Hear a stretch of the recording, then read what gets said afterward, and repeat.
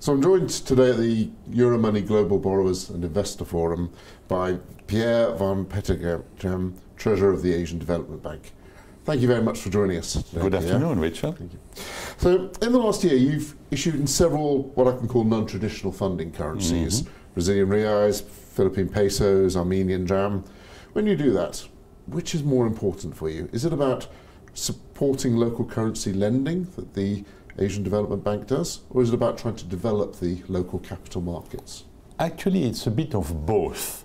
And first we need to, you mentioned different currencies. There are some currencies which belong in Asia, obviously. You mentioned Filipino pesos, you mentioned Armenian dram. This is Asia for us, Armenian dram. It's far west as you can go, obviously, from Manila, but it is in our regional operation zone. But there are, if we issue in Mexican pesos, for example, if we issue in Brazilian real, typically we would swap those currencies into a US dollar. So those transactions would be opportunistic type of transaction, and I don't think they would fall into the category that you were mentioning before. Let's talk about Asian currencies. When we issue in Filipino peso, when we issue in RMB, whether it's on the offshore market or in the onshore market, or whether we issue in Armenia, and I took three very different markets here. We're doing it for two reasons. First, yes, you mentioned, because we have local portfolio there, because we have, obviously, we lend to those countries, or we lend to the private sector in those countries.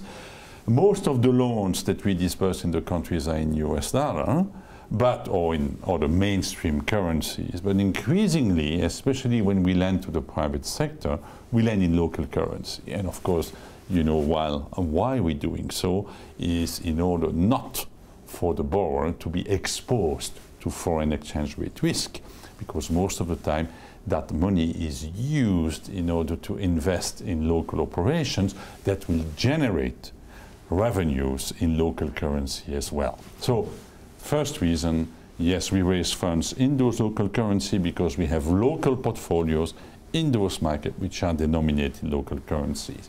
But as well, part of the mandate of Asian Development Bank is to contribute to the development of those local capital markets. We all know, any economist would tell you that an economy becomes mature only as well when the local capital markets are mature, because that allows for the overall capital in the economy to be as efficiently allocated as possible among the different means of production. So therefore, how do we contribute to the local development? First, simply by being there, by putting our name in the local bond markets, thereby creating a new reference in the market distinct from the local government, but with, of course, impeccable credit rating, because as you know, we are rated AAA with the three major credit rating agencies, so that's one. We provide another reference point. Usually we issue longer than perhaps what the government can do. Why do we issue long? Because an important part of a business is in infrastructure, and who says investing in infrastructure says investing in long-term loans, or providing long-term loans. But we also collaborate and discuss with the local authorities, the local SEC, if you wish, local security exchange commissions, or the local regulators. And through our exchange, we also allow them to amend their local laws or develop their local laws in such a way that their markets become closer to international international standards. Thank you. So your peers in the African Development Bank, last year they did a very interesting trade, which was a synthetic securitization, in order to increase their capacity to take on new loans and still protect their rating. Is that something that you've looked into or would make sense for the Asian Development Bank? It's interesting that you're asking me that question, because as you might know, Richard, I used to work at African Development Bank until actually 2015. And so I saw the premises of that very interesting project, which I must say is a novelty project and was a great success for the African Development Bank. It goes into the broader topic of how can all NDBs increase the efficiency of their capital resource, which means what? How much capital do you need in order to provide your loans, and in order to buttress your loan operations in terms of credit risk. What is happening with the African Development Bank? They were in need of additional capital.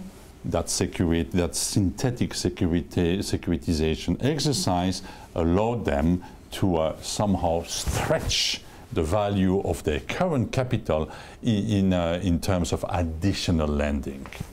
The Asian Development Bank is not in that situation. We went at the same time, more or less, into a very interesting exercise that took form on 1st of January 2017, which was, not to be too technical here, but the combination of two balance sheets of the institution, the main sovereign balance sheet, which we call ordinary capital resources, which provide sovereign lending and also private sector lending, together with the lending activity of the Asian Development Fund. The Asian Development Fund being the concessional window of the institution. We transferred the loans of the Asian Development Fund onto the main balance sheet. Today the Asian Development Fund is a grant-only operations, and once again, without going into too many details, that vastly increased the leverage impact of our capital. It increased our capital resources, and also therefore we have enough capital for several years before we need additional capital resource. Having said this, we are looking at this operation with a lot of interest, and perhaps not today, but perhaps in the years to come, this is something that we might as well, consider to use. But this is very early days, and we don't need to do it now.